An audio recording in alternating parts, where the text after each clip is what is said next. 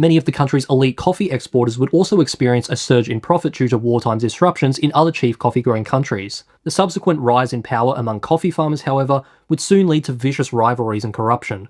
Hostility would grow among farmers over their competing access for land and water, while a widened economic gap between producers and labourers would fuel class tensions. Later, disputes would grow from civilized conflicts into full-fledged acts of intimidation and violence. With many of these clashes occurring in remote rural areas, intervention from law enforcement, meanwhile, would prove to be minimal. In addition to agricultural disputes, broader political tension would also see a surge during this era.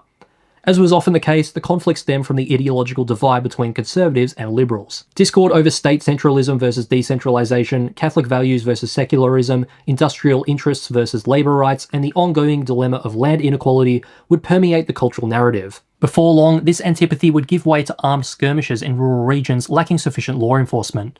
In some provinces such as Tolima and Boyacá, entire communities loyal to one party or another would stage intense battles against each other. Attempts to defuse the violence by recently elected President Mariano Ospina Perez, meanwhile, were largely inadequate and ineffectual. Ospina's administration was known to take a military-forward approach in controlling dissent, which proved controversial among both liberals and conservative moderates. Their discontent would only be further strengthened by Ospina's favouring of hardline conservative loyalists in key law enforcement positions such as the judiciary and police force. Perhaps most crucially, however, was his refusal to engage in comprehensive dialogue with relevant groups, or to address underlying social and economic issues that fueled the violence. In Ospina's defence, however, maintaining order across the country was undeniably tricky, as political control was often fragmented across smaller local governments, making consistent nationwide policies difficult to implement. Prior Liberal presidential candidate and aforementioned whistleblower Jorge Gaitán, meanwhile, would call for non-violent protests against the unrest to take place across the country. One of the most significant of these, known as the March of Silence, took place in Bogotá, where up to 100,000 people marched the streets in silence to denounce the increase of violence. Beyond this, Gaitán also helped raise money to provide accommodation for displaced citizens moving from the countryside into the cities. These efforts would help further cement Gaitán as a champion of the people, especially among the country's lower classes, who for years now had been dealing with deeply rooted issues of land inequality and financial disparity due to a lack of economic opportunities. To these people, Gaitán was a symbol of hope and a voice for the disenfranchised masses due to his apparent willingness to address social inequalities through peaceful political reform. With his charismatic demeanour, comprehensible language, and outspokenness against oligarchy, his popularity would soar into a mass movement known as Gaitanismo, or Gaitanism. This would spread across the nation through both radio and the press, helping to fuel a shared, effervescent sentiment over the current state of affairs. For some traditionalist liberals, however, Gaitán's ability to rouse such influence through grassroots activism was deeply concerning, as it signalled a cultural swing to populist reform over traditional party orthodoxy. Sadly, in spite of Gaitán's efforts, violence across the country would continue to escalate and would soon reach a crucial tipping point. In the early afternoon of April 9, 1948, Gaitán would step out of his office onto 7th Street in Bogotá, only to be shot at by a young man in broad daylight, tragically ending his life. Seen as the last bastion of hope by many, his murder therefore would unsurprisingly be met with massive uproar.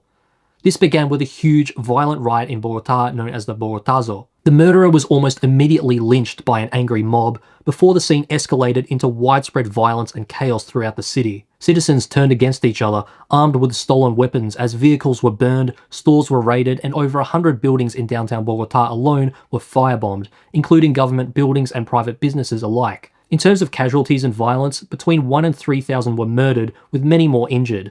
The army, meanwhile, unable to control the situation, would add to the chaos by carelessly opening fire on civilians, while crime gangs took advantage of the scene to enact heightened atrocities.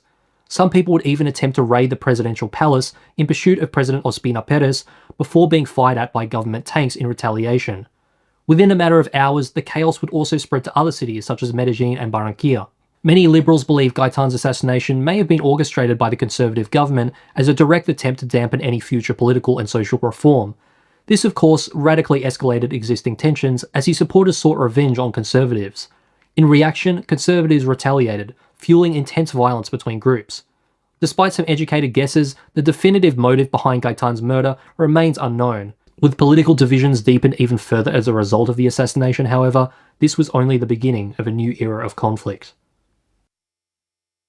Although hostility had been brewing for a while, Gaitán's murder and the Bogotazo in 1948 are widely considered to be the defining events that sparked a decade of widespread and particularly brutal conflict between liberals and conservatives. This conflict led to the deaths of up to 300,000 citizens, along with the displacement of millions trying to escape the violence. With government authority under severe collapse, it also signalled a rapid degeneration of the traditional two-party system into a form of armed tribalism. As one of the most intense periods of conflict in the country's history, this decade became known as La Violencia, or the violence, due, once again, to the utter brutality and scale of violence. After the Bogotazo and the other riots around the country that followed, however, the vast majority of this violence occurred in rural villages with less governance, with most cities being relatively safe from the conflict. Still, the violence in the villages was undeniably brutal. Entire regions would fall under the control of warlords demanding partisan allegiance, who'd then transform rural zones into battlefields. Party loyalty would then be enforced by means of massacres, destroyed homes and violence, instilling a culture of fear and coercion. With the influx of displaced people moving into the cities at this time, along with several ISI initiatives, certain areas of the economy meanwhile would experience rapid growth throughout this era. The industrial sector in particular would see a significant rise, roughly doubling its output between 1950 and 1960. Industries such as transportation, retail, textiles, banking, and the energy sector meanwhile would also experience a boom. Unfortunately, such growth didn't have as great an impact on the middle and working class population, with wages remaining stagnant due to an upsurge in inflation. Policies aimed at controlling this inflation, however, helped the country avoid complete economic collapse. In fact, from 1945 to 1953, Colombia saw an annual economic growth rate of 6%. Amidst this growth, urban hubs such as Bogotá and Medellín would see rapid expansion, with neighbourhoods quickly springing up to accommodate the increased labour force. In order to support the growing population, the government would then promote domestic production for important consumer goods such as textiles, processed foods, and shoes. In terms of employment, meanwhile, many would be absorbed by a rise in infrastructure projects aimed at supporting the growing economy. Despite the growing wealth in the cities, however, rural areas, due to the violence, would continue to see a decline, widening the economic divide. Just one example of this was the severely disrupted agricultural production, a result of the amount of people being forced to flee from their farms to seek refuge in the cities. On the flip side, these laws were somewhat offset by the post-World War II commodity boom. Coffee prices, for instance, would surge, reaching record highs by 1954, benefiting Colombia greatly as one of their biggest exports. Sadly, the beneficiaries of this coffee boom were in many cases corrupt business owners who had taken their lucrative position as estate owners by force from those beneath them through violence and extortion. In certain regions, entire coffee-producing zones would be subject to this conflict, with armed groups forcing liberal or independent farmers into displacement in order to redistribute their land to conservative-aligned elites. In order to fight back against these practices, some of Gaitán's popular supporters would attempt to raise militias. In Cali, for instance, this would lead to the rise of Pájaros, a group of assassins privately contracted to hunt these militias down under informal government support. Before long, they'd gain a notorious reputation for their brutal executions and public mutilations, granting them infamy among liberal strongholds. Their actions would mark one of the earlier instances of modern paramilitary violence in the country. After a short while, many conservatives would begin to blame communism, a hot topic during the current ongoing Cold War, as the root cause for La Violencia. The fact that such a conflict had emerged during the beginning of the Cold War also caught the attention of the US government, who grew concerned about the influence of communism in the country. To this, they responded by providing the Colombian government with military and economic aid, signalling a pattern of state intervention that would continue well into the future. They would also influence President Ospina to break ties with the Soviet Union and order the arrest of communist leaders in the country. Now, around this time, beginning in 1946, the Liberals and Conservatives had been making a brief attempt to govern in an informal coalition. This attempted cooperation, however, was riddled with mistrust and disunity, causing the coalition to break apart several times during its brief existence. The entire attempt would reach an official halt, however, when, amidst the partisan tension, the Liberals withdrew from the coalition for the final time in 1949, though they'd still hold seats in Congress. Their departure from the coalition, however, caused a shift to more conservative policies, further polarising the country. In September 1949, Liberals and Conservative leaders even drew fire on each other during a Congress meeting, shortly before Liberals attempted to impeach President Ospina.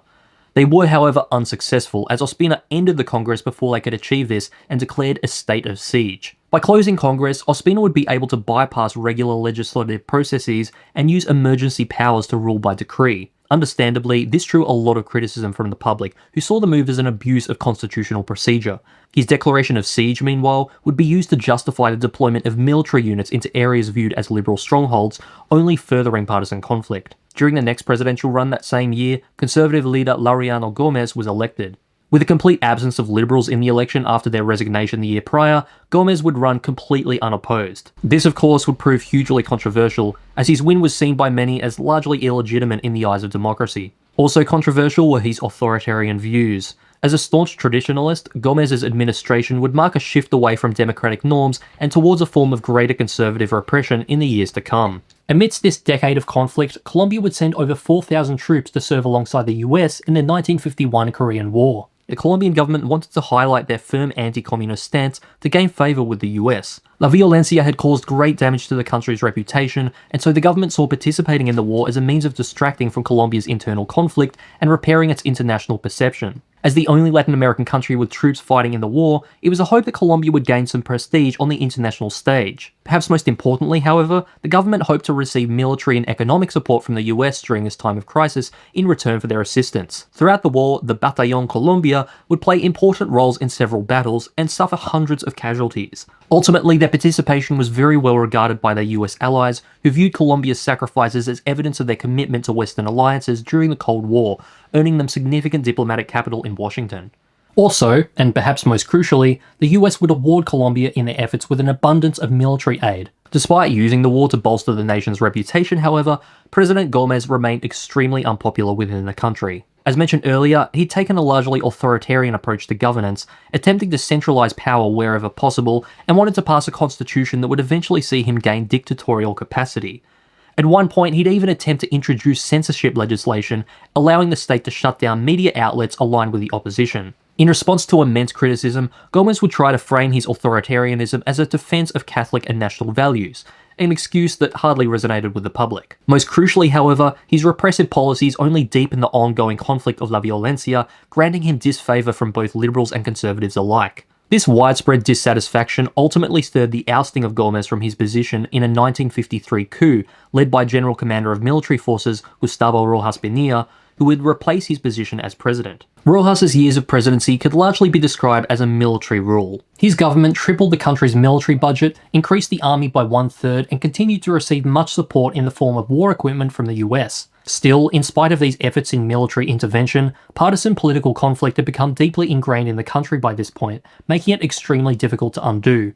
Peace talks with conservative and liberal factions, however, which included promises of amnesty towards those who would agree to lay down their arms, did see some success. Homicide rates would decrease from around 22,000 to 1,900 after just over a year of Rojas's presidency. In fact, this first year was received favourably for many other factors as well. In addition to decreasing armed violence, Rojas inaugurated vital infrastructure such as hospitals around the country and even granted women the right to vote, a landmark reform considering the years of pressure from women's rights organisations.